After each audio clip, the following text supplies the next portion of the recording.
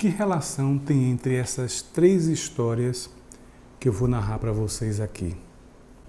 A primeira é a história do profeta Eliseu, né, que se encontra em 2 Reis, que diz assim: de Jericó, Eliseu foi para Betel. No caminho, alguns meninos que vinham da cidade começaram a caçoar dele, gritando: suma daqui, careca!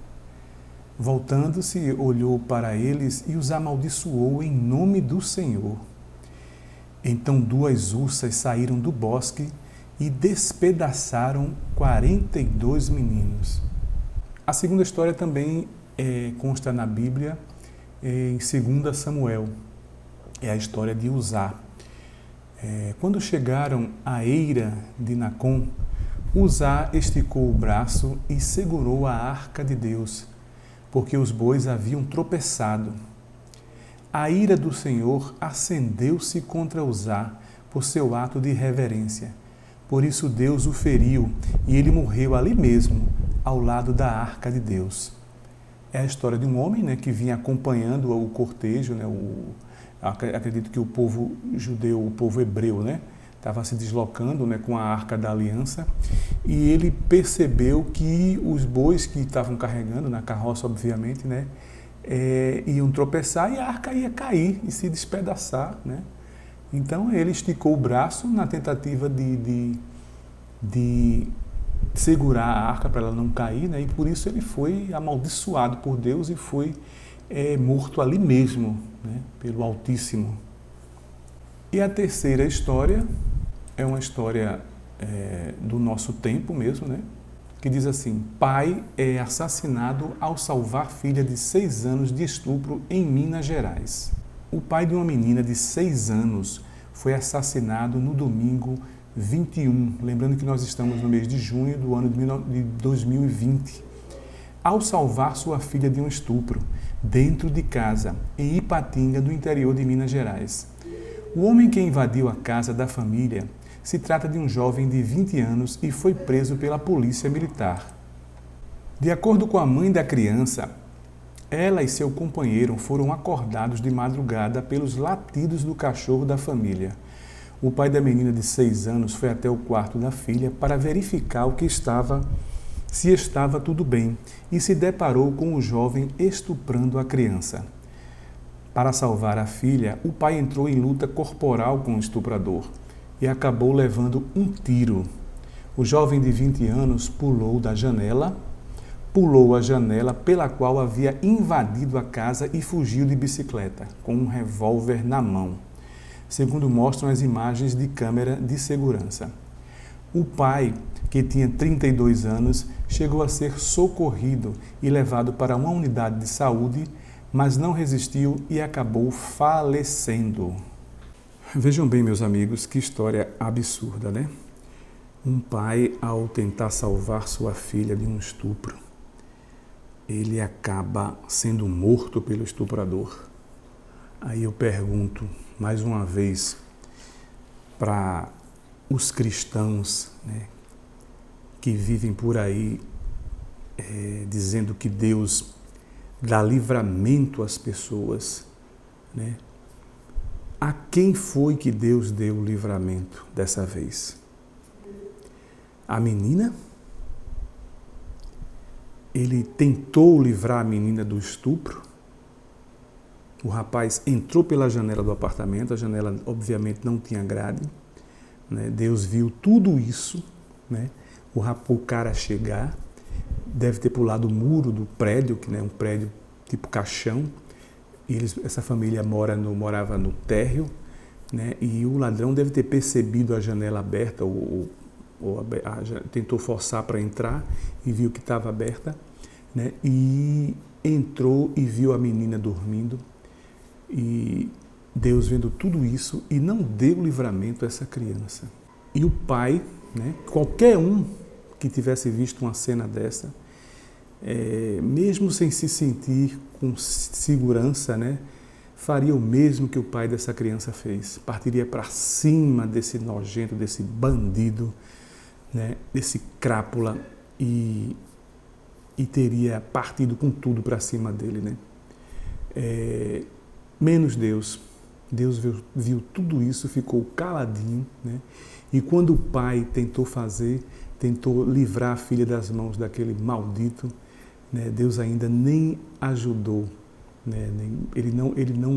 Ele desdenhou do estupro, né? Não fez nada pelo estupro da menina e ainda não ajudou na hora do resgate, né? do salvamento da criança, né? Então, e ainda deu livramento a quem?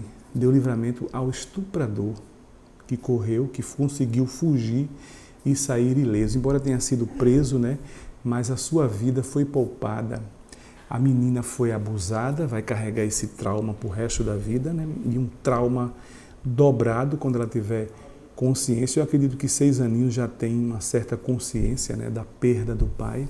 São 2 traumas que ela vai carregar para o resto da vida, né? De ter sido abusada por este homem, né? E por ter perdido o pai. Ficou aí uma família esfacelada, né? Só lembrando que o cristianismo prega tão bem a família, né? É um dos pilares do cristianismo, é a família, né? E Deus não fez nada para que essa família não fosse destroçada, né? Porque a mulher desse homem também vai carregar, a mãe da criança vai carregar o trauma, né? Pela filha, por ter a filha abusada, né? E o trauma agora da morte do marido, né? Vai carregar essa dor para o resto da vida, essa dor dupla, né? Para o resto da vida, né? Então, e o que é que isso tem a ver com as 2 histórias bíblicas, né? Justamente isso, né? Na história do profeta Eliseu, né? Porque alguns cristãos poderiam dizer, não, mas aí existe o livramento, existe o livre-arbítrio, né? O cara entrou e fez o que quis, porque Deus dá livre-arbítrio. Mas aí eu pergunto, e o livre-arbítrio da criança de não querer ser estuprada? E o livre-arbítrio do pai da criança de também não querer que a filha seja estuprada? Nada disso foi respeitado, né? Deus não respeita esse livre-arbítrio. E outra coisa, por que não? Por que a omissão de Deus? Por que Deus ficou de braços cruzados vendo toda aquela tragédia acontecer, né? Aí eu venho para a Bíblia, né? Por coisas tão menores, Deus interveio, né? E defendeu os personagens bíblicos, né? Como na história do profeta Eliseu, que ia passando pela rua e foi xingado por alguns garotos, né? Xingado de careca. Os garotos chamaram de careca, comparando um xingamento desse a um estupro de uma criança. Tem como a gente medir isso? Tem como comparar isso? E, no entanto, veja a medida que Deus fez, né? Ele fez aparecer do nada, né? Do bosque, né? 2 ursas e destroçar esses 42 meninos, porque o profeta Eliseu amaldiçoou, né? Então, logo, logo, ele foi atendido, né? E segundo a história de Uzá, desse homem que estava acompanhando o povo hebreu, né? E percebeu que a carroça onde estava sendo carregada a Arca da Aliança, né? Que era considerado sagrado, né? Que ninguém podia chegar perto daquele onde dentro dessa arca existiam as tábuas, né? Dos 10 mandamentos, né, que supostamente a Bíblia diz que foi Deus quem escreveu com as próprias mãos, né? E o rapaz teve uma boa intenção ele percebeu que a arca ia cair, ia tombar, ia cair, né? E o que é que, sabe-se lá, o que é que poderia acontecer com essas pedras, né? Ele teve toda a boa intenção de livrar essa arca de um tombo, né? E o que foi que Deus fez? Deus rapidamente, imediatamente fulminou o rapaz, não se sabe como. Algumas versões da Bíblia eu já vi que foi através de um raio, ele fulminou o homem através de um raio. Quer dizer, rapidamente ele interveio, né, quando ele se sentiu atingido, né? Porque algumas explicações dizem que ele jamais poderia ter tocado, né? E todo mundo era advertido disso, né? Que ninguém poderia chegar perto daquela arca, né? E porque aquilo ali existia um material santo, né? Que ninguém podia chegar perto. mas outra coisa é comparando dois pedaços de pedra a um estupro de uma criança e Deus ficar totalmente inerte a esse estupro. É incrível isso, é interessante isso, né? Como a Bíblia tem essas histórias mirabolantes, né? E que ainda existem pessoas que ainda tentam fazer um malabarismo para tentar explicar de uma forma que seja coerente, tentam achar uma coerência nessa história, né? E que de uma certa forma até convence pessoas, claro que convence pessoas, sim, dessa história absurda. Uma outra explicação também que os cristãos gostam de dar a essas tragédias, né, que não tem explicação, né, de acordo com o Deus que é descrito na Bíblia, né, o Deus de hoje, né, do Novo Testamento, que é um Deus de amor, né, que é um Deus que dá livramento às pessoas, né, que é um Deus que protege as crianças acima de tudo. Né? Eles dizem que diante dessas tragédias que existe todo um propósito ali, um plano de Deus que não nos é revelado. Mas que plano é esse? Que plano diabólico é esse? É um plano diabólico uma coisa dessa, é um plano cruel da parte de Deus. Parece que Deus não está nem aí para o sofrimento humano. Né? Vem da cabeça dele eu vou fazer uma justiça aí, mas não interessa do quanto de sofrimento eu vou causar a minha criação.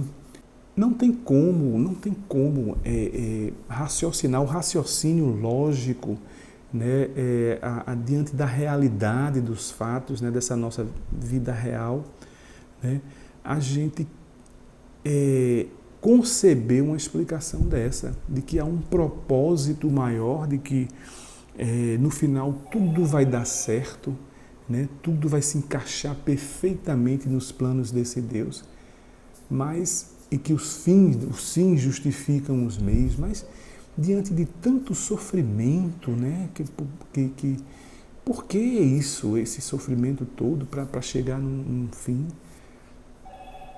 Realmente não tem como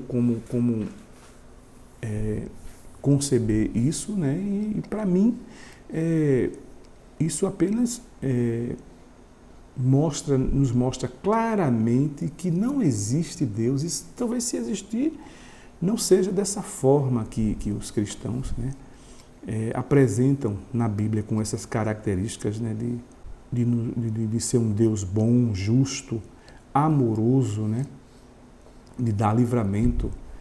Mas o que é mais claro é que realmente isso não existe. É uma entidade totalmente fantasiosa que só existe nas páginas da Bíblia. Queria saber o que é que vocês acham sobre essa história, né? Sobre essa comparação que fiz com essa história real, né? da contemporânea, com essas outras histórias bíblicas, né? Deixa aí nos comentários. Né? Eu queria muito saber da opinião de vocês. Pois olha, na nossa perspectiva, Tito, humana, parece realmente que Deus cometeu um exagero. Agora, o detalhe é o seguinte: Deus já havia dado instruções muito claras para não tocar naquela arca, porque aquela arca tinha a glória de Deus. E o que acontece quando um pecador entra em contato com a glória de Deus? Ele é fulminado instantaneamente. É por isso que nós precisamos que Cristo volte, transforme o nosso corpo, a nossa mente, tire a natureza pecaminosa de nós, para que possamos olhar a Deus face a face.